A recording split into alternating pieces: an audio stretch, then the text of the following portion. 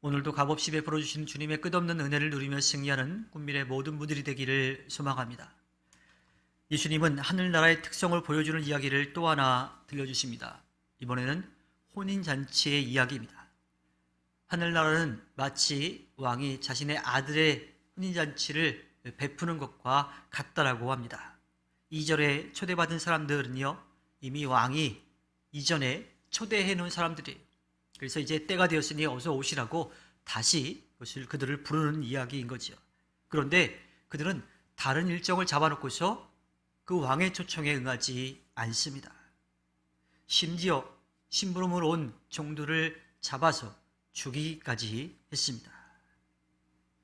왕은 화가 나서 군대를 보내가지고 그 사람들과 그 마을을 다 쑥대밭으로 만들어버립니다.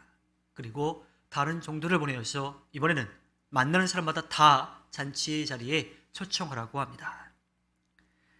많은 사람들이 잔치에 와서 한참을 즐기고 있는데 임금이 그 잔치가 어떤지 둘러보러 왔어요.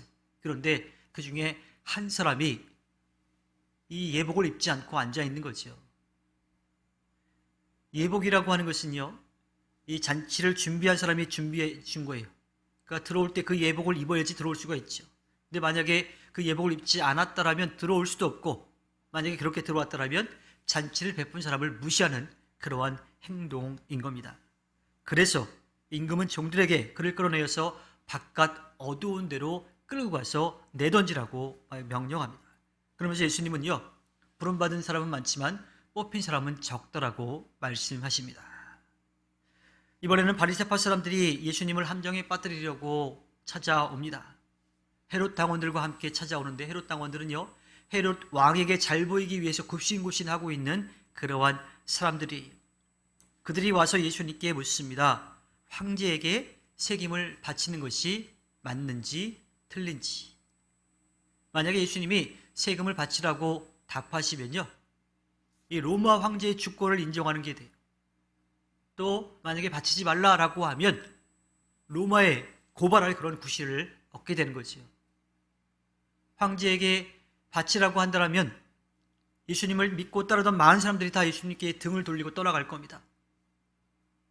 또 만약에 바치지 말라라고 하면 로마의 통치권을 거부해서 붙잡혀갈 수밖에 없는 상황이지요. 이러지도 저러지도 못할 그러한 난처한 상황에 처하게 된 겁니다. 그러나 예수님은 그들의 속셈을 아시고 세금을 내는 돈을 보여달라고 하십니다. 그들은 데나리온 하나를 보여주시죠.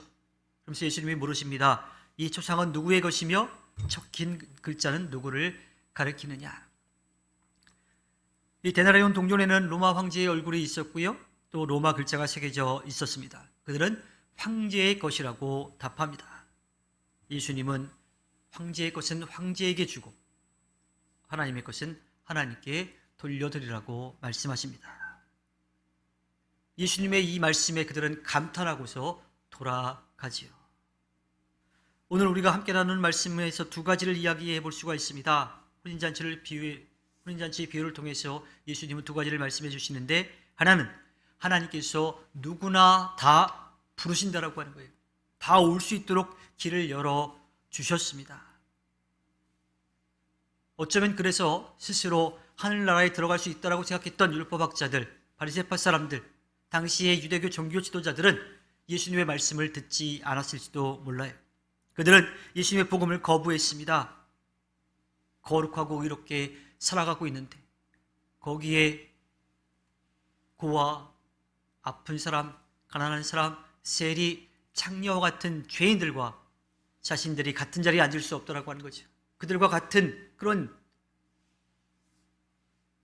대접을 받을 수 없다라고 생각했던 겁니다. 그들은 인간의 노력으로 하나님의 기준을 넘어설 수 있을 거라고 착각하고 있어요. 하지만 하나님은 어느 누구나 있는 그대로 오라고 부르십니다. 하늘나라 안에 들어오면요, 더 이상 그 모습 그대로 살아갈 수가 없어요. 그곳에 맞는 삶을 살아가는 거죠. 혼인잔치에 예복을 입어야 되는 것과 마찬가지입니다.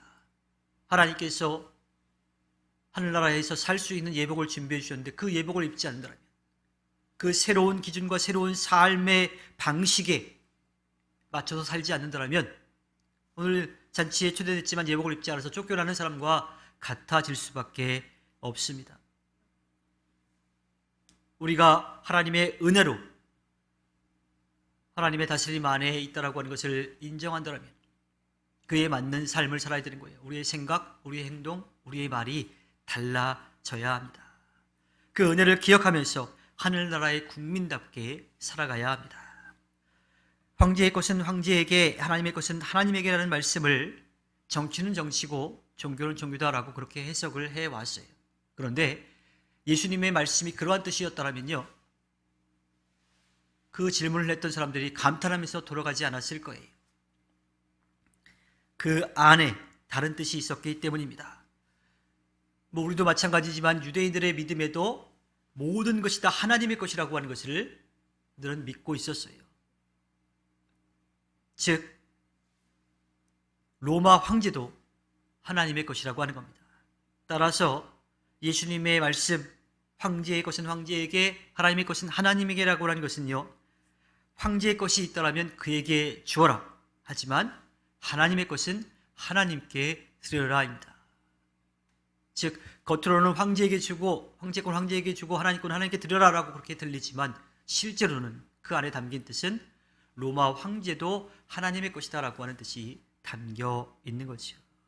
겉으로는 정교를 분류하는 것 같지만 실은 하나님의 놀라운 주권을 말씀해 주고 계신 겁니다. 주님께서 허락해 주신 오늘 하루를 살아갈 때에 우리의 모든 것을 아시고 지키고 돌보아 주시는 주님을 믿고 담대하게 나아가 승리하는 꿈미래의 모든 분들이 되기를 주님의 이름으로 부탁드립니다. 기도하겠습니다.